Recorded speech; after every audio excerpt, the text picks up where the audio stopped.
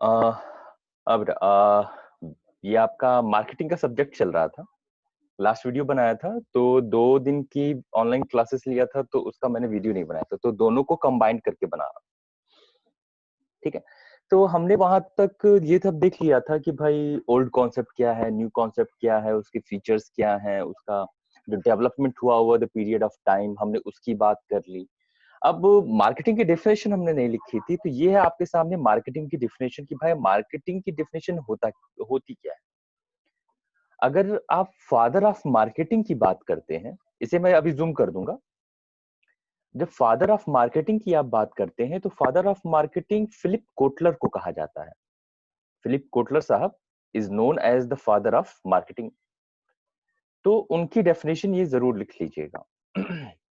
यहाँ पे बताया हुआ है, मैं पहले जूम कर देता हूँ हिंदी वाला। ठीक, अपने आप को हटाना पड़ेगा क्या? ये फिलिप कोटलर साहब का है, ये पहले हिंदी में आप लिख लीजिए, फिर आप ये इंग्लिश में लिख लीजिए। ठीक है, ठीक।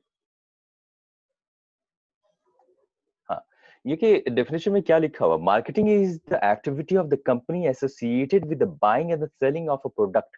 यानी एक ऐसे प्रोडक्ट जो बाइंग और सेलिंग से रिलेटेड है, और the services. It includes the advertising, selling, delivering the product to the people. ये शामिल करता है कि भाई प्रमोट करे, सेल करे, डिलीवर तब उनके जो परचेजर है वहां तक पहुंचाए, उनके पास तक। So it includes all those activities and it is known as the marketing. I hope note कर लिया होगा आपने।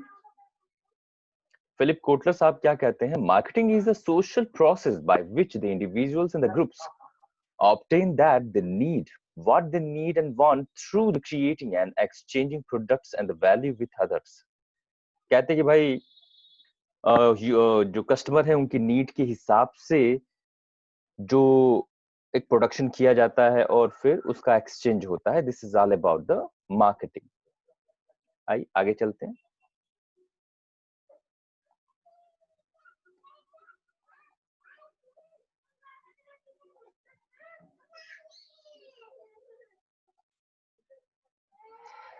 पहले मैं हिंदी में दिखा देता हूँ, ठीक है। मम्मी जरा उनसे कहिए थोड़ा सब चुप रहे हैं, आवाज कर रहे हैं सब, आवाज आ रही है।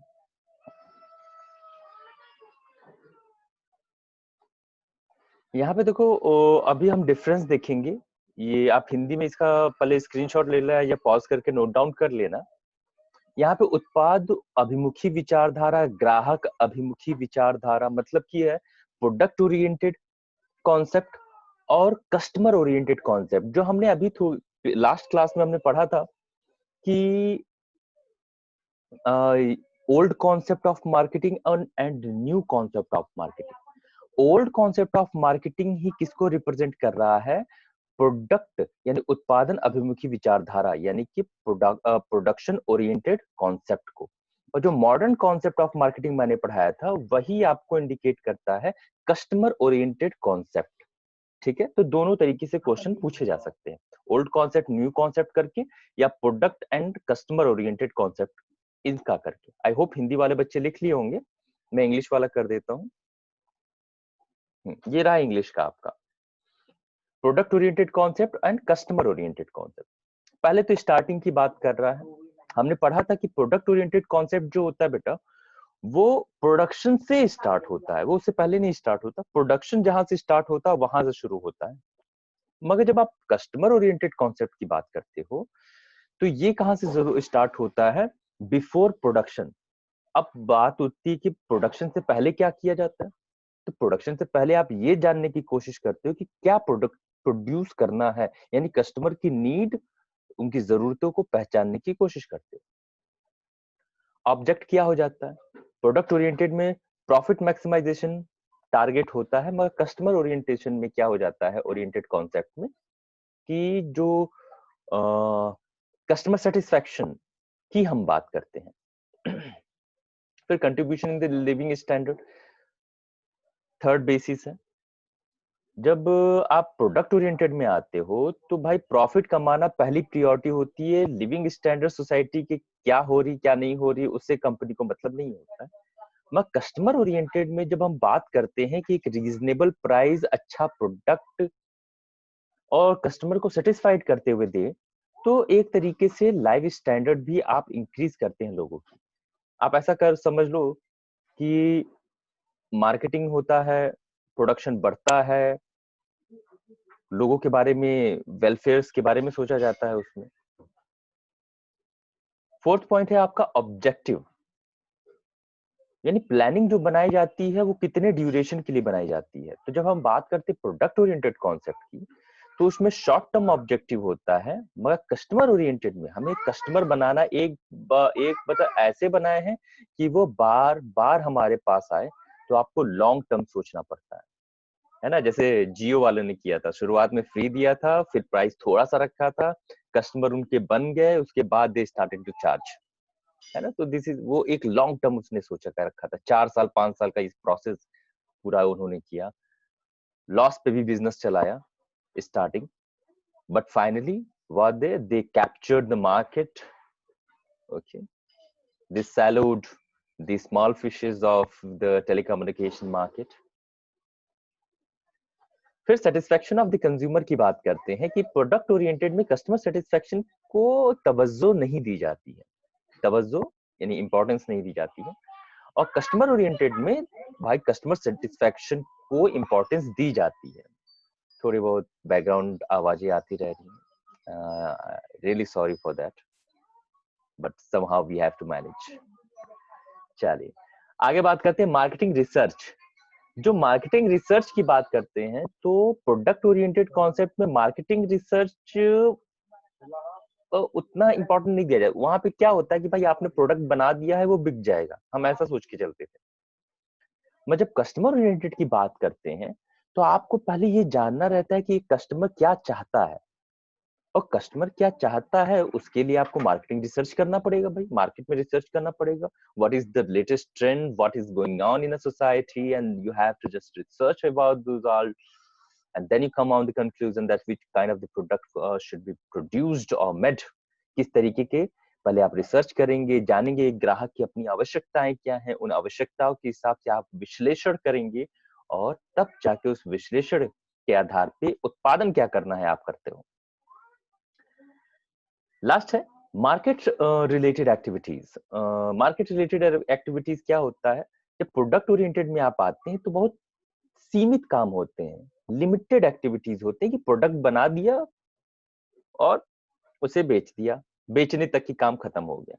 मगर जब कस्टमर ओरिएंटेड में बात करते हैं मार्केट रिलेटेड एक्टिविटी में, तो ये एक वाइडर एस्पेक्ट हो जाता है, एक बहुत वृहद क्षेत्र हो जाता है, क्योंकि आप प्रोडक्शन से पहले से काम शुरू करते हैं और सेल करने के बाद तक कस्टमर को सर्विस देते हैं। तो it is the combination of lot of chunk, है ना, काफी चीजों का एक समूह होता है ये। ओके, नेक्स्ट चलते हैं, ये टॉपिक हो गया, ये हो गया आपका। हाँ, अब हम बात करते हैं इंपॉर्टेंस है क्या, function of marketing. Function of marketing क्या है भाई, कि फंक्शन ऑफ मार्केटिंग यानी मार्केटिंग जब आप करते हो काम, तो उसमें काम क्या क्या करने पड़ते हैं आपको, है ना। पहला काम आप क्या करते हैं, डिटर्मिनेशन ऑफ ऑब्जेक्टिव, कि आपको मार्केटिंग किस चीज की करनी है, क्या करना है आपको, है ना, किस तरीके का प्रोडक्ट है, क्या आप उसका ऑब्जेक्टिव तय कर रहे हैं। तो पहले डिटर्मिनेशन ऑफ मार्केटिंग ऑब्जेक्टिव होता है आप। उसके बाद जब आप डिसाइड कर लेते हैं कि आपको क्या करना है, अब उसके हिसाब से उस पूरे मार्केट का एनालिसिस करते हैं, मार्केट में जाते हैं, देखते हैं कि सिचुएशन क्या है ना, किस चीज की डिमांड ज्यादा है। जब ये आप डिसाइड कर लेते हैं, एक मार्केट एनालिसिस कर लेते हैं, तब आप डिसाइड करते हैं कि अब आपको जो बनाना है वो कैसे बनाना है। मार्केट प्लानिंग, बाजार नियोजन। मैं इसे जूम करके दिखा देता हूं, ये हो गया, ये हो गया, ठीक है। और फिर ये लास्ट में आपके, ठीक है, इसे मैं छोटा करके भी दिखा देता हूँ। पापा था रोली को मना कीजिएगा।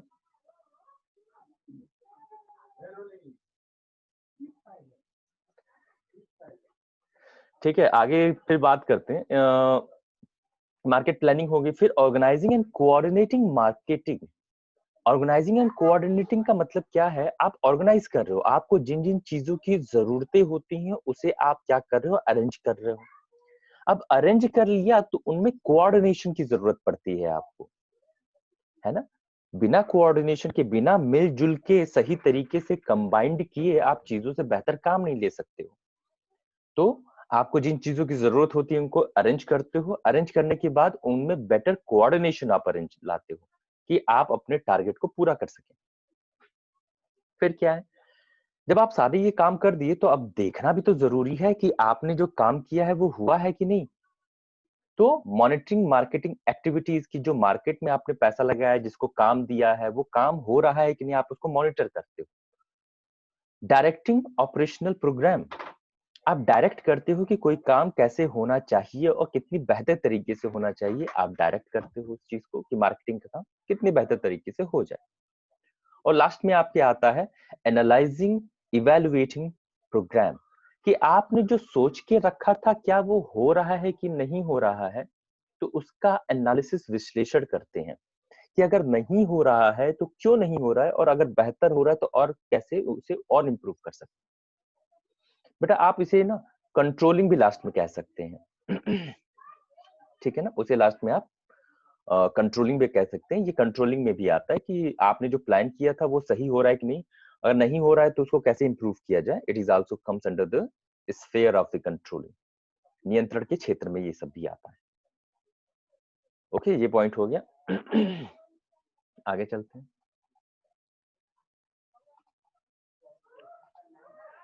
चलो, अब बात करते हैं इंपॉर्टेंस ऑफ मार्केटिंग। देखो, इंपॉर्टेंस ऑफ मार्केटिंग जो है बेटा, इसको 5 पार्ट में हम डिफाइन करेंगे। 5 पार्ट में इसे लेके जाएंगे। 5 पार्ट कौन कौन से हैं, मैं थोड़ा एक ओवरव्यू में दिखा देता हूं पहले, फिर उसके बाद जूम करके दिखा दूंगा। ए पॉइंट है कि भाई सोसाइटी के लिए मार्केटिंग कैसे इंपॉर्टेंट है, फिर एंटरप्रेन्योर इंडस्ट्रियल एंटरप्राइजेस के लिए कैसे इंपॉर्टेंट है, फिर बायर और सेलर मार्केट, यहां ध्यान दीजिएगा, ये इंपॉर्टेंट, ये समझने वाला टॉपिक है ना? तो वहां स्किप मत कर दीजिएगा। बिजनेस और सेलर्स के लिए क्या है, अंडर अनडेवलप्ड और डेवलपिंग कंट्रीज में कैसे मार्केटिंग हेल्प करता है, और इकोनॉमिक फंक्शन के तौर पे मार्केटिंग कैसे हेल्प करता है। तो इन 5 मेन हेडिंग में हम क्या करेंगे, मार्केटिंग की इंपॉर्टेंस बताएंगे। तो सबसे पहले यहां से स्टार्ट करते हैं। पहला part, importance of marketing to the society, कि सोसाइटी में इसका महत्व कैसे है। ठीक, पहला है इंक्रीजेस लिविंग स्टैंडर्ड। देखो, जब मार्केटिंग की बात आती है तो मार्केटिंग से सेल्स इंक्रीज होती है, सेल्स इंक्रीज होती है तो आपका जो प्रॉफिट इंक्रीज होता है, कंपनीज का प्रॉफिट इंक्रीज होता है तो बिजनेस एक्टिविटीज और बढ़ती हैं, लोगों को और एम्प्लॉयमेंट मिलता है। देखो, पहला पॉइंट और तीसरा पॉइंट दोनों एक दूसरे से कोरिलेटेड है। ठीक, तो जब सोसाइटी में एम्प्लॉयमेंट बढ़ता है, प्रॉस्पेरिटी आती है, तो लिविंग स्टैंडर्ड क्या होता है, ऑटोमेटिकली क्या होता है, इंक्रीज होता है ना? तो मार्केटिंग से ये फायदे होते हैं।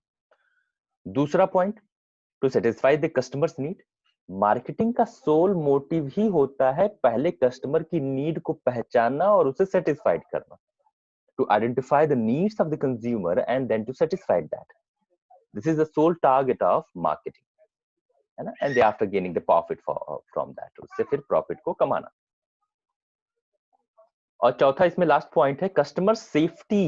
भाई आपने प्रोडक्ट दे दिया, उसे खुजली हो गई तो वो क्या फिर से दोबारा वो आपका प्रोडक्ट लेगा क्या? नहीं लेगा ना, दूसरों को भी मना कर देगा। तो आप जब मार्केटिंग करते हो, प्रोडक्ट सेल कर रहे हो, तो you have to be very conscious towards the safety of the consumer. Consumer की सेफ्टी के लिए बड़ा सचेत होने की जरूरत पड़ती है।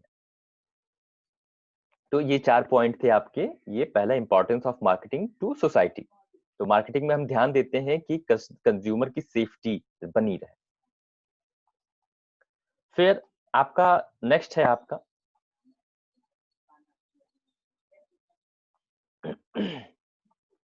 For the industrial enterprises. अब इंडस्ट्रियल इंटरप्राइजेस जो कंपनीज हैं, उनको कैसे फायदा होता है मार्केटिंग का। पहला, मार्केटिंग का मतलब आप सारी चीजों को प्लान करते हो, एकदम से डिसीजन लेते हो। तो पहला काम मार्केटिंग अगर होती है तो आप एक कंपनी जो होती है बेहतर प्लानिंग कर पाती है, उसके बेस पे बेहतर डिसीजन ले पाती है। जब बेहतर प्लानिंग, बेहतर डिसीजन होता है, बेहतर तरीके से सारी ऑर्गेनाइज तरीके से आप कर रहे हो, तो प्रॉफिट इंक्रीज होगा। तो मार्केटिंग का हेल्प क्या हो जाता है, फायदा ये हो जाता है, इंडस्ट्रीज को अच्छा प्रॉफिट होता है। फिर to reduce the distribution cost, भाई देखो डिस्ट्रीब्यूशन कॉस्ट कम होता है कैसे, इसका एग्जांपल है आज के टाइम में ऑनलाइन जो मोबाइल सेल हो रही है। पहले क्या होता था, सारी कंपनियों को रिटेल शॉप्स हर शहर में, हर गांव में, हर जगह पे ओपन करवानी पड़ती थी। जितना दूर का लोकेशन रहता था उतने हाथों से होके जाता था प्रोडक्ट, और उतना ही कॉस्ट बढ़ता था। तो ऑनलाइन पे इन्होंने क्या किया, जो नंबर ऑफ हैंड्स थे, जितने अधिक हाथ थे उनको कम कर दिया। प्रोडक्शन हाउस, ऑनलाइन मार्केट, एक बंदा, और फिर वहां से डायरेक्ट आपके हाथ में। तो इन्होंने इसके थ्रू क्या किया, कॉस्ट को कम करने में सक्सेसफुल रहे। तो अब क्या है, जो मोबाइल्स है वो कम रेट पे मार्केट में अवेलेबल हो जाते हैं, ऑनलाइन अवेलेबल हो जाते हैं। नेक्स्ट है to help in communication. Communication बहुत जरूरी है भाई। कम्युनिकेशन ना रहे तो सरकारें गिर जाती हैं और रिश्ते भी खराब हो जाते हैं आपसी। तो हर चीज बनाए रखने के लिए कम्युनिकेशन बहुत जरूरी है। तो अगर मार्केट में आप अपना प्रोडक्ट बेहतर तरीके से बेचना चाहते हैं, तो जरूरी है कि आप मार्केट में बेहतर कम्युनिकेशन रखें। मार्केट भेजा, उसका फीडबैक लिया कि भाई कस्टमर का रिएक्शन क्या आ रहा है, अच्छा आ रहा है तो और बेहतर करें, कुछ गड़बड़ हो रहा है तो उसमें सुधार करें। ये सब किससे होगा, प्रॉपर कम्युनिकेशन चैनल से होगा। इंसेंटिव टू मॉडर्नाइजेशन, है ना। इंसेंटिव टू मॉडर्नाइजेशन में क्या हो जाएगा, जब आप मार्केटिंग करते हो तो आप ये कोशिश करते हो कि आपका प्रोडक्ट लोगों से अलग हो और उनसे बेहतर बिके। इसके लिए आप नई चीजों को ट्राई करते हो और मॉडर्नाइजेशन जो आधुनिकीकरण है उसको अपनाते हो, एडॉप्ट करते हो। ठीक है, एक मिनट, एक मैसेज सेंड कर दे भाई।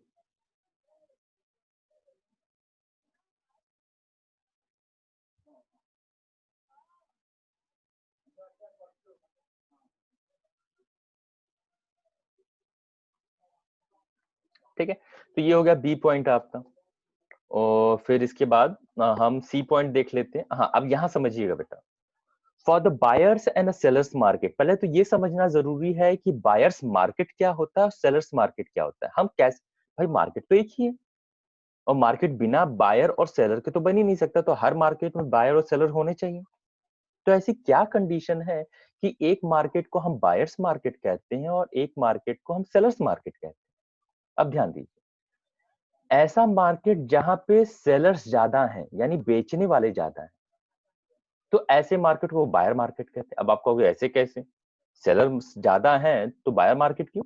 अच्छा ये बताओ, इम्पैक्ट किसका है, दबदबा किसका रहेगा, बायर्स कम हैं तो उनकी डिमांड बढ़ गई ना, उनकी इंपॉर्टेंस बढ़ गई। तो जहां पे सेलर्स ज्यादा होते हैं तो बायर्स की इंपॉर्टेंस बढ़ जाती है। तो बायर्स से ऐसे मार्केट को हम बायर्स मार्केट कहते हैं। तो मार्केटिंग कैसे हेल्प करती है यहाँ पे बेचने वालों को, सेलर्स को, वो ऐसे हेल्प करती है कि अब बेचने वाले ज्यादा हैं, आपको अपने प्रोडक्ट को स्पेशल बनाना पड़ेगा, है ना। और ज्यादा स्पेशल बनाएंगे तभी तो औरों के कंपैरिजन में आपका प्रोडक्ट बिक जाए और वो खरीदने वाला खरीद ले। तो मार्केटिंग इसमें हेल्प करता है। फिर सेलर्स मार्केट, विक्रेता बाजार क्या होता है, जहां पे बायर अधिक होते हैं, सेलर कम होते हैं। तो सेलर फायदा उठा सकते हैं, मगर कितना फायदा उठाएंगे, एक रीजनेबल प्रॉफिट कमाना चाहिए ना। हद से ज्यादा प्रॉफिट कमाने लेंगे तो बायर भाग जाएगा फिर। तो वहां पे मार्केटिंग हेल्प करता है कि कितना फायदा उठाना है, क्योंकि बेचने वाले कम है, खरीदने वाले ज्यादा हैं। बेचने वाले फायदा उठा सकते हैं, मैं कितना फायदा उठाएं, प्रॉफिट कितना रखना सही होगा। नेक्स्ट है in undeveloped and developing economies. Undeveloped और डेवलपिंग इकोनॉमीज में क्या होता है, भाई कोई भी जो देश होता है वो डेवलप कैसे बनता है, जब वहां पे ज्यादा से ज्यादा इकोनॉमिक एक्टिविटी यानी प्रोडक्शन और सेल्स होता है। तो जब आप मार्केटिंग करते हो तो maximum use of environment resources, आपके पास जो भी रिसोर्सेज होते हैं, चाहे पैसा हो, लोग हो, है ना, इनका आप बेहतर यूटिलाइजेशन कर पाते हैं। बेहतर यूटिलाइजेशन करने से कॉस्ट कम आती है, प्रोडक्शन ज्यादा होता है, लोगों को जॉब मिलती है, कम दाम पे चीजें अवेलेबल होती हैं, तो इकोनॉमी आगे बढ़ने लगती है। Next, protect economy from the slump. Slump और डिक्रीज दो वर्ड है, दोनों का मतलब कम होना होता है, मगर धीरे धीरे कम हो रहा है, डिक्रीज। अचानक से बहुत बड़े अमाउंट में कमी आ गई तो उसे स्लम्प बोलते हैं। तो अचानक से इकोनॉमी गिरे ना, इसमें भी हेल्प करता है, क्योंकि अच्छी मार्केटिंग करने से सेल्स बनी रहती है, मार्केट में सेल्स बनी रहती है तो मार्केट अचानक से गिरती नहीं है ना। तो ये सब फायदे हैं।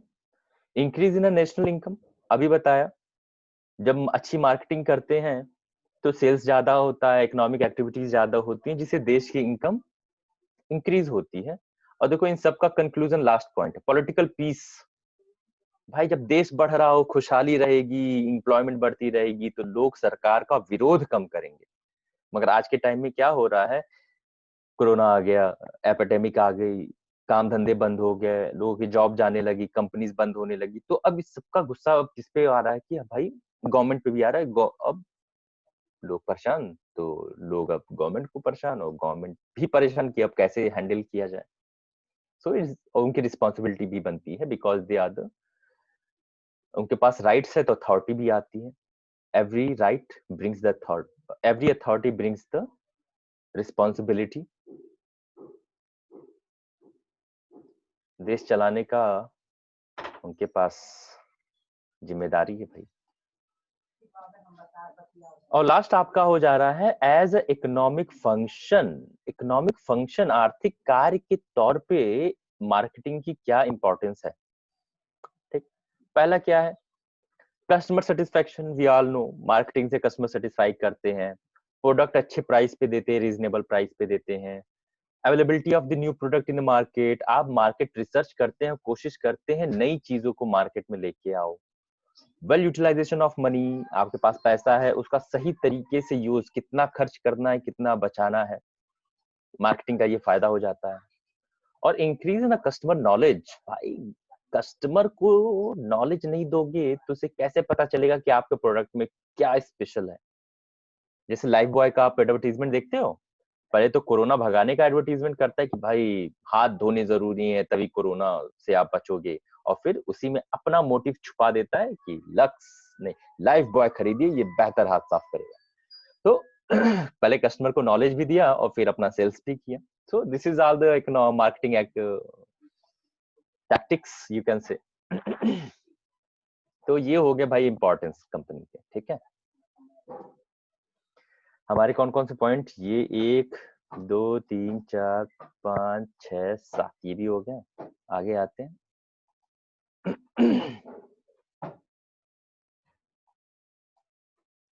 अब आते हैं बेटा, मार्केटिंग मैनेजमेंट किसे कहा जाता है।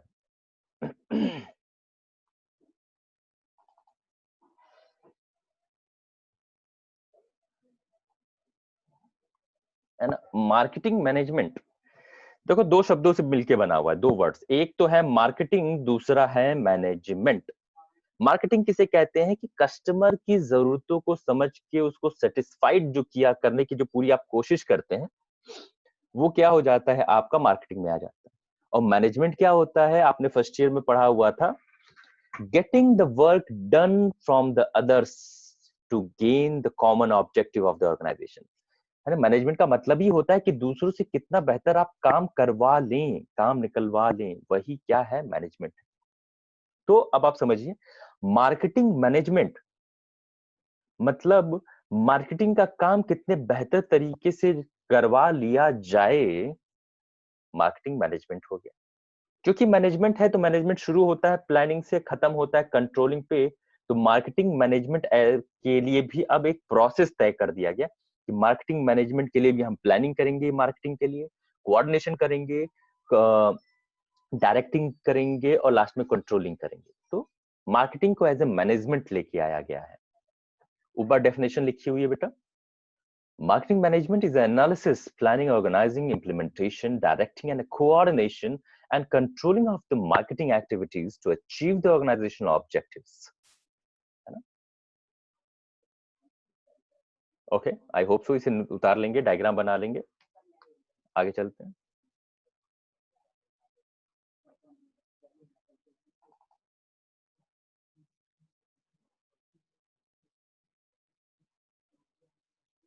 ये मत उतारिएगा, ये नहीं है आपकी काम की चीज।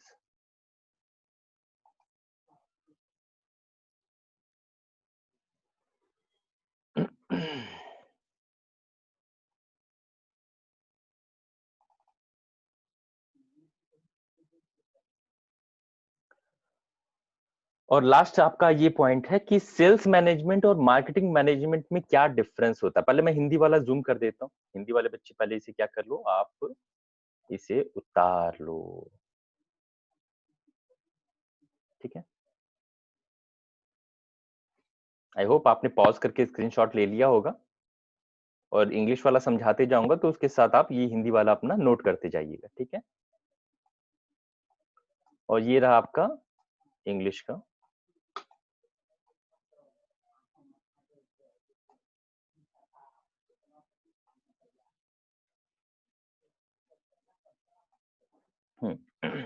देखो, सेल्स मैनेजमेंट और मार्केटिंग मैनेजमेंट में डिफरेंस क्या होता है। सेल्स मैनेजमेंट केवल और केवल आप ये बात ध्यान दे रहे हो कि सेल्स कैसे हो, आपने बेच के प्रॉफिट कमा लिया, सेल्स मैनेजमेंट खत्म वहीं पे। बस बिकवाना है, कैसे भी बिकवा देना, बस बेच देना, बेच के प्रॉफिट कमा लेना, बात खत्म। मैं जब मार्केटिंग की बात की आपने, तो मार्केटिंग प्रोडक्शन से पहले शुरू हुआ और बेचने के बाद भी कस्टमर को सेटिस्फाइड करते हुए मार्केटिंग मैनेजमेंट खत्म होता है। तो पहला डिफिनेशन में यही चीज है। दूसरा, फंक्शन क्या होता है सेल्स मैनेजमेंट में। सेल्स मैनेजमेंट में फंक्शन यही होता है कि आप मैक्सिमम प्रॉफिट करते हो मैक्सिमम सेल्स से। मगर जब आप बात करते हो मार्केटिंग मैनेजमेंट में, तो यहाँ पे आप प्रॉफिट जरूर कमाते हो मगर कस्टमर सेटिस्फेक्शन से, कस्टमर की जरूरतों और इच्छाओं को पूरा करके। नेचर क्या होता है, शॉर्ट जो सेल्स मैनेजमेंट होता है वो शॉर्ट टर्म के लिए होता है, मगर मार्केटिंग मैनेजमेंट लॉन्ग टर्म के लिए होता है, लॉन्ग ड्यूरेशन के लिए। सेटिस्फेक्शन की बात करें डिफरेंस के बेसिस पे, तो सेल्स मैनेजमेंट में कस्टमर सेटिस्फेक्शन को इंपॉर्टेंस नहीं दी जाती बहुत, मगर मार्केटिंग मैनेजमेंट में customer satisfaction is the prime motive, पहला लक्ष्य होता है। ओरिएंटेशन, ओरिएंटेशन मतलब कि किस चीज के इर्द गिर्द वो घूमती है वो चीज, है ना, किस चीज के इर्द गिर्द घूम रही है। जब आप सेल्स मैनेजमेंट की बात करते हो तो वो पूरी चीज प्रोडक्ट के इर्द गिर्द घूमता है कि प्रोडक्ट कैसा होना चाहिए बस, है ना। मगर जब मार्केटिंग मैनेजमेंट की हम बात करते हैं तो वो कस्टमर के इर्द गिर्द घूमता है कि कस्टमर की जरूरतों के हिसाब से क्या चीज होनी चाहिए। ओके, तो ज्यादा लंबा वीडियो नहीं करूंगा, ये आपके 2 दिन की क्लास का मैंने सम अप कर दिया है। आई होप यू कैन, आप अपने नोट्स जरूर बना लेंगे। बेटा वीडियो को सेव करके रख लोगे, वो हमेशा सेव रहेगा, नोट्स नहीं बनेगा। जब देखा नोट्स बना लीजिए, नहीं तो जो छूटता जाएगा बेटा ना, फिर वो आपका नोट्स नहीं बनने वाला, फिर आप भूल ही जाइए। आप यही सोचेंगे कि वीडियो को एग्जाम टाइम में देख लेंगे और फिर हो जाएगा, बहुत दिक्कतें होंगी। तो प्रिपेयर योर नोट्स। ओके, चलिए यहीं पे खत्म करते हैं।